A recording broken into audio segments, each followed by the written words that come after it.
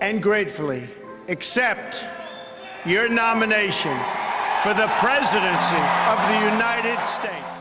Radical Islamic terrorism, he refuses to use the term. I don't even know if he knows what the hell's going on. I really don't.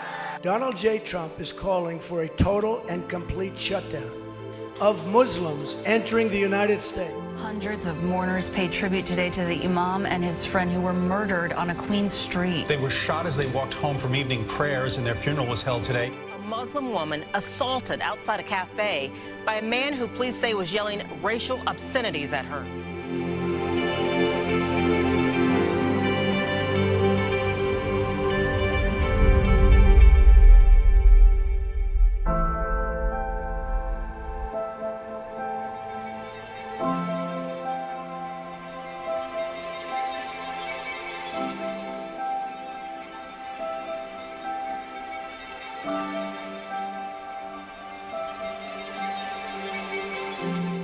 What will you choose at this time of fear and bigotry?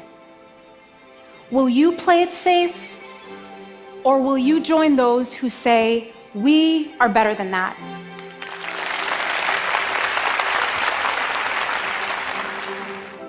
Do you think Islam is at war with the West? I think Islam hates us. And we have people who do not understand the history of Islam in America. We have helped build this nation, and our religion has been on these shores in this land since the founding of this country. At least 30% of slaves were Muslims. So our lineage in this country as Muslims is deep.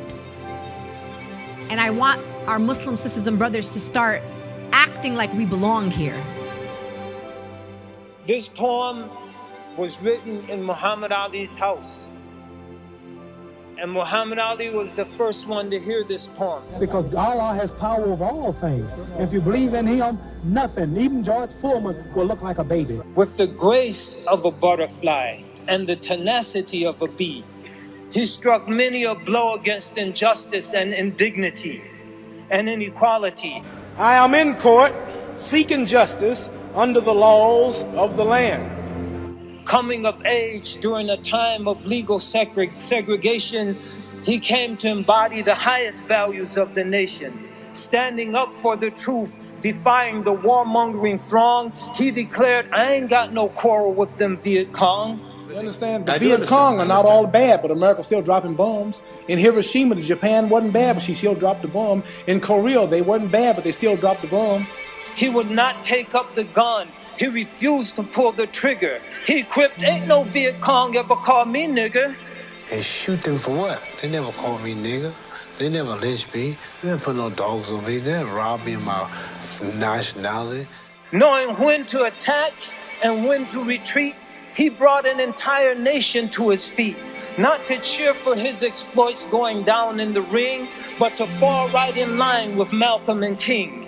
Willing to give up his title, the money, the lights. Mr. Muhammad Ali has just refused to be inducted into the United States Armed Forces. I'm not allowed to work here now in America. He dedicated himself to a higher fight. I'm going to fight not for me, but to uplift my little brothers who are sleeping in concrete floors today in America. The fight for truth and justice to liberate lands occupied by the highest court in the land, his case would not be denied. With a heart made of gold and a spirit to match, he was able to rebuild his life almost starting from scratch. With the torch of love and the flame of good, he lit the fire of hope in the hearts of many boys and girls in the hood. Not knowing the word I can't, he was never deterred. And because of his example, many a dream was not deferred. On the heart of every life he touched, he left an indelible stamp, and he will always be known as the people's champ.